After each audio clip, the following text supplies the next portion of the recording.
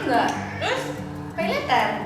Jadi kita bisa beli barang, tapi baru nanti dicicil selama 12 bulan.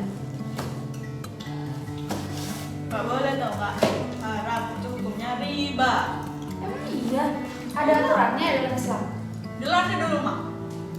Ada, jadi di dalam Islam itu kenapa pay later itu dikatakan riba? Karena sama halnya dengan hutang piutang, walaupun tertulis di dalam bunga 0%, akan tetapi kapan jika keterlambatan melakukan pay later itu mendapatkan denda. Nah, denda inilah yang menjadi riba. Meskipun kita bertekad melunasi pembayaran tepat waktu, tapi tetap akan terkena denda. Tetap saja pay later itu riba dan haram.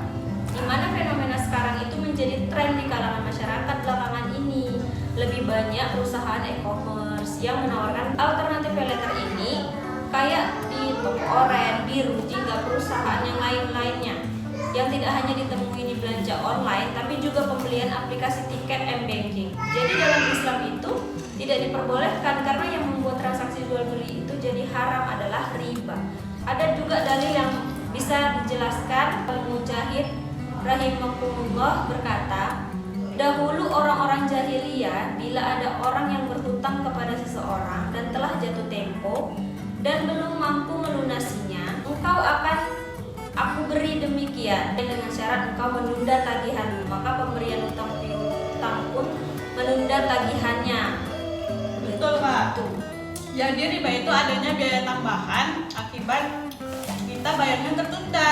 Jadi itu sama aja dengan riba karena dia ada bunganya. Dimana dijelaskan juga dalam Fatwa MUI Jawa Timur tahun 2022 tentang transaksi digital dengan sistem pay later memutuskan bahwa sistem pay later dengan menggunakan akad card ataupun hutang piutang yang ada ketentuan bunga hukumnya haram dan akadnya tidak sah karena termasuk riba.